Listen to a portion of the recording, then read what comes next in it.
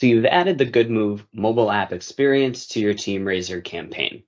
Now let's talk about enabling activity tracking to enhance that experience. In your TeamRaiser environment, in the event you've just added and enabled Good Move 2, we just in the last video went through the basic app setup sections to create your mobile app experience. We just created your app event details with your event description. We've uploaded your mobile application event images, and we've created your default message templates for your fundraisers to use when requesting donations or inviting others to join the event. Now we'll talk about activity tracking. The activity tracking capability of the Good Move application enhances the overall experiences that your fundraisers engage with, deepens that engagement, and overall increases the likelihood for fundraisers to raise more money for you. Now with Good Move, you have the option whether you want to enable or disable activity tracking. If you leave the enable activity tracking checkbox off, this will make your mobile app experience what we call fundraising only.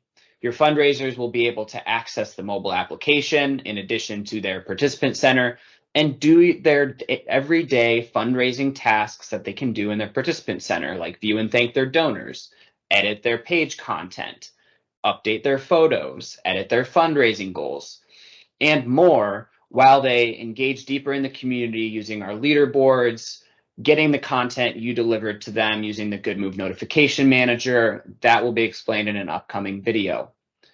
But if you want to take your overall experience just a little bit further, you can enable activity tracking and create an inclusive and fun experience for everyone that's participating in your event. Now, there are a few different settings within activity tracking.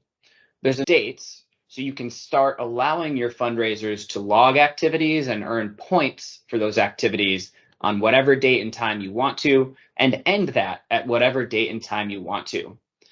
The next section is your activity tracking rules. This is the fun part.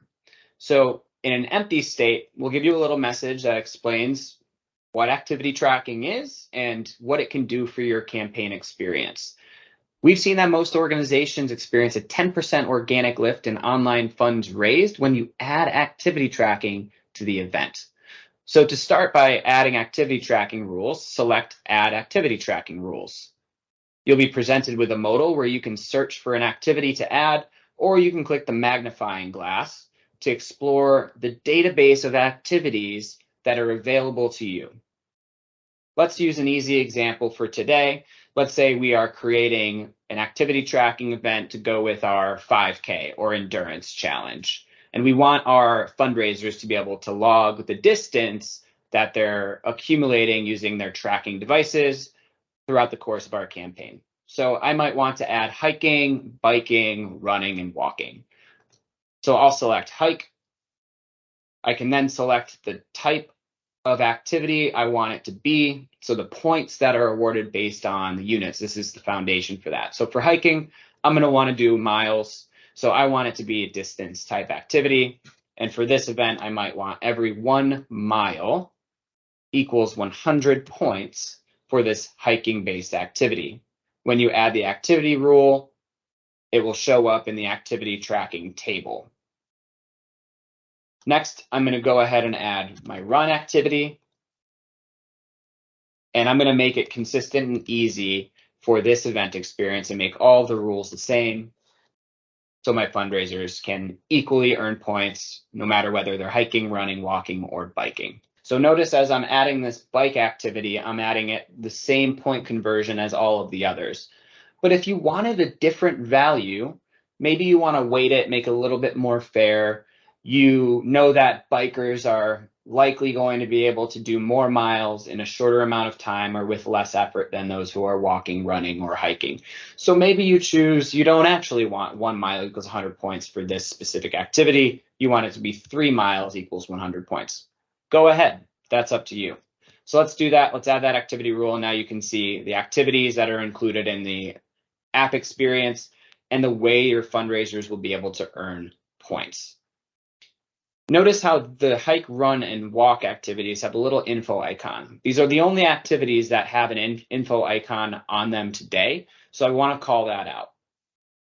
So this says to ensure an inclusive experience that captures all of your participants' daily movement, we recommend adding a daily total activity rule with the same point conversion.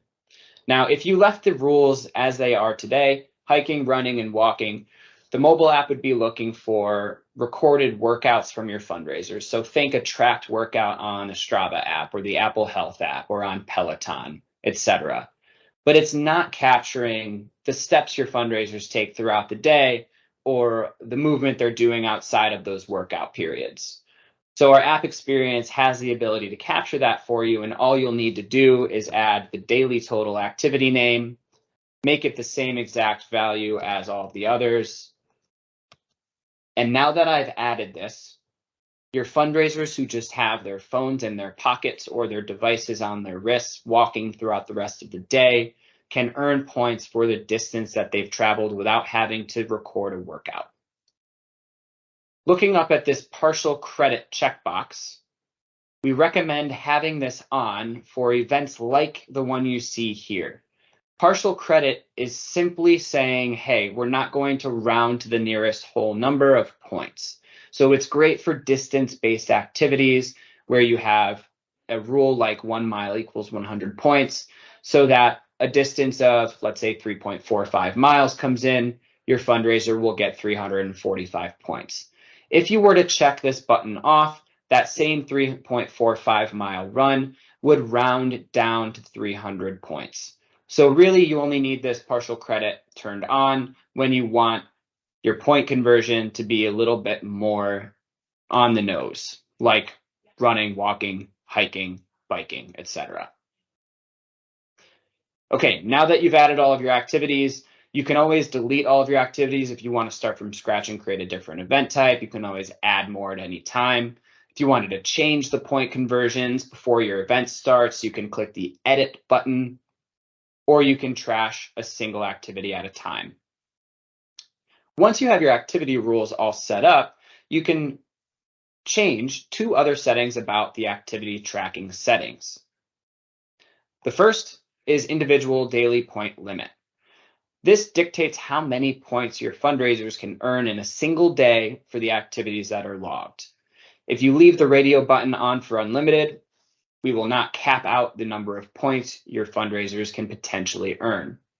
If you'd like to create a point limit, select the custom radio button and choose the value of the points that you don't want your fundraisers to earn more than in a given day.